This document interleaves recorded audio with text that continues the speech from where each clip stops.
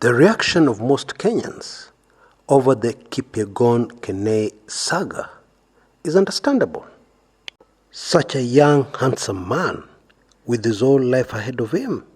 Obviously, you expect people to be sad and angry. And in that kind of emotional state, it becomes impossible to do what we are about to do on our show today, because we are going to attempt to piece together what may have happened. We're going to look at possible leads and evidence. In an emotional state, it is easy to force the evidence to lead you where you want it to lead, to blame the people you want to blame.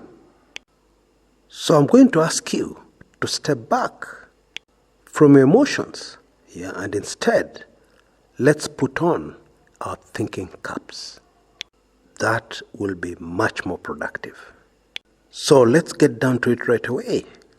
And let's start with what happened on Thursday, February 13th, this year, 2020.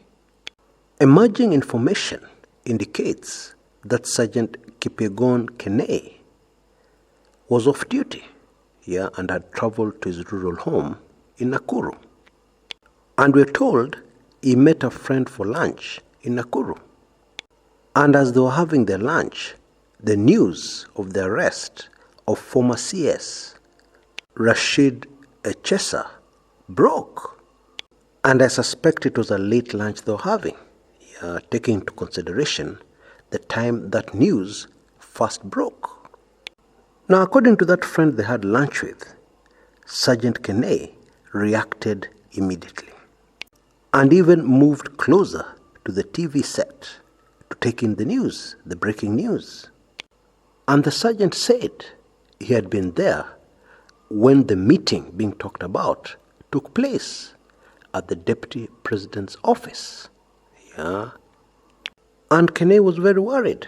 He told his friend that actually this would get him into trouble.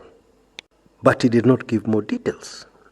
According to the friend who spoke to the Standard newspapers, Kenei said he had been on duty and he ushered in the people who were involved in that meeting. And Kenei said something to the effect, hii story itaniweka kwa shida. This story will put me into problems. If this account is accurate, then it immediately tells us that indeed the late Sergeant Kipyegon Kenei had critical, crucial information that would explain a lot about the said meeting. Now, Kenei came back to Nairobi on Saturday from his rural home in Nakuru County.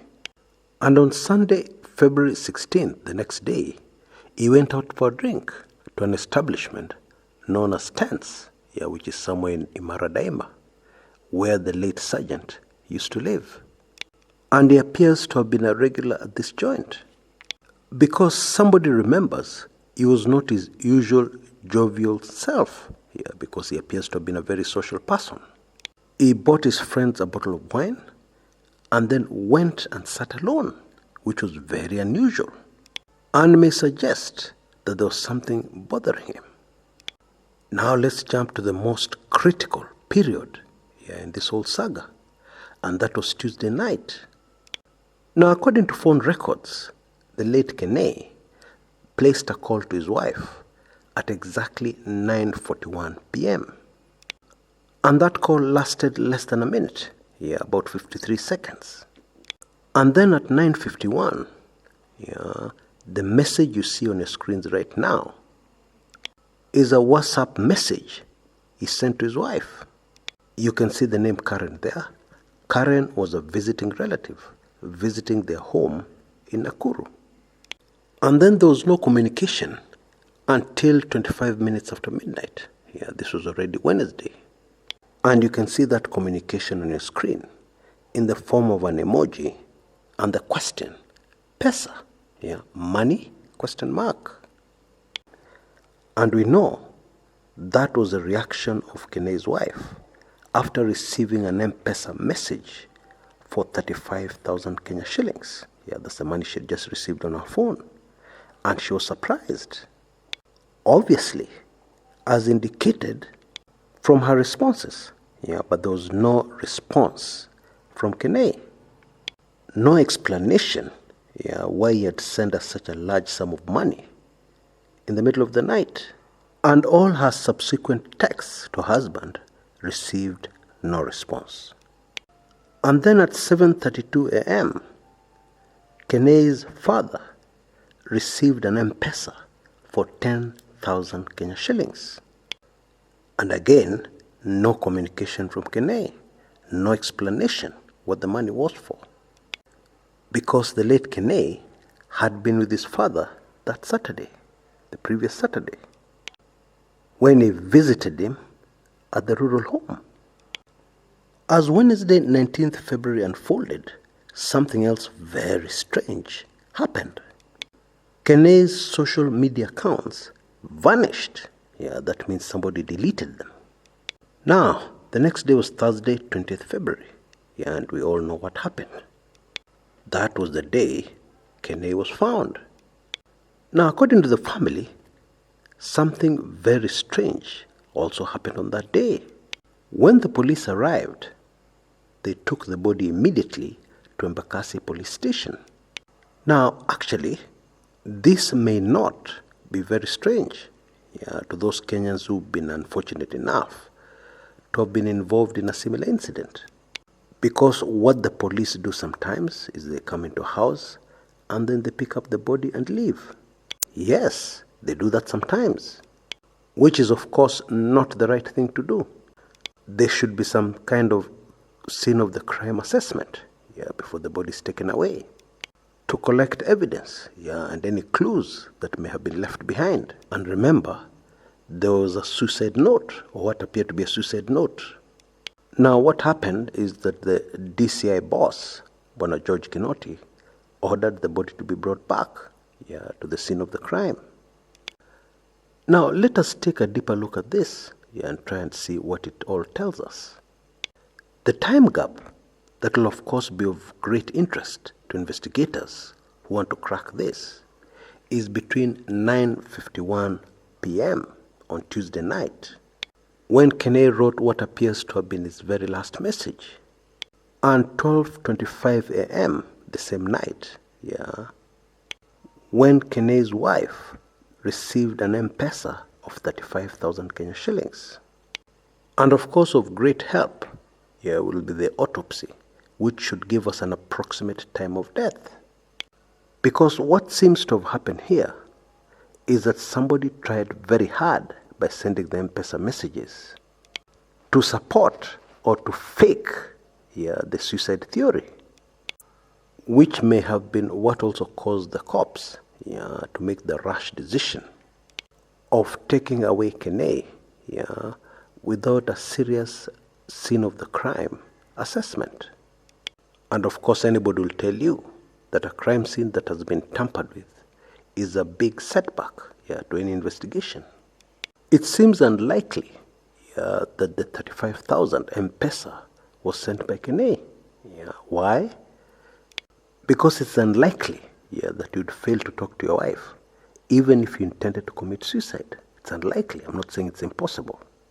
Another reason the autopsy will be critical is that it will be able to establish whether indeed the sergeant was alive when the M-Pesa to the dad was sent in the morning at 7:32 a.m.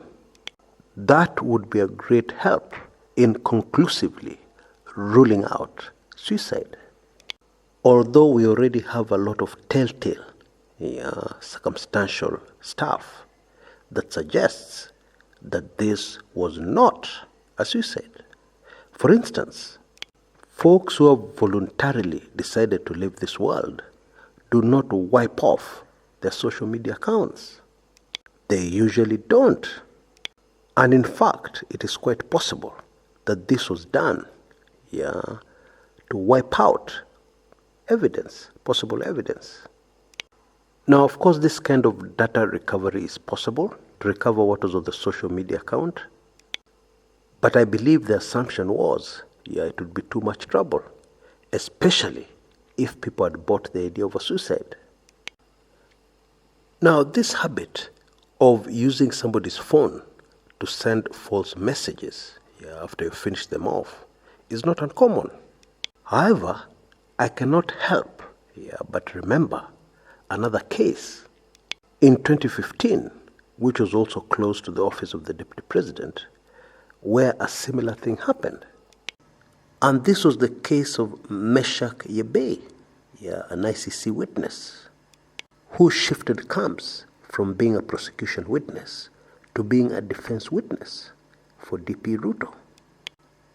The morning after Yebei vanished, his mother received a text message from a Ugandan number, which was written in the Kalenjin dialect. Translation: I hope you're fine. I went urgently to Uganda. I'm with Bensouda's people, named Patrick and Lugusa. I am all right, do not worry. Meshach, and this is my number. It is quite likely that the people who sent that message were involved in the Meshach Yebei Manenos. In my view, in both cases, it was not a smart thing to do. Not for a person who wanted to get away with the evil they have done. Because it is very easy to smoke out. Maybe some old school guy who uses this modern technology conveniences without fully grasping them. Maybe to such a person, this would appear to be very smart moves, but actually they are not. Now I hope you had your thinking cap on, and you're able to sift through the information I've just given you, and to join the dots. Because, for instance, the lack of professionalism in this Kenei issue, in my opinion, is screaming out very loudly, which of course would rule out the usual suspects, who are professionals. I'm of course talking about the deep state. Anyway, that is my opinion. I'm sure you have yours. Until next time, this is Chris Kumekucha.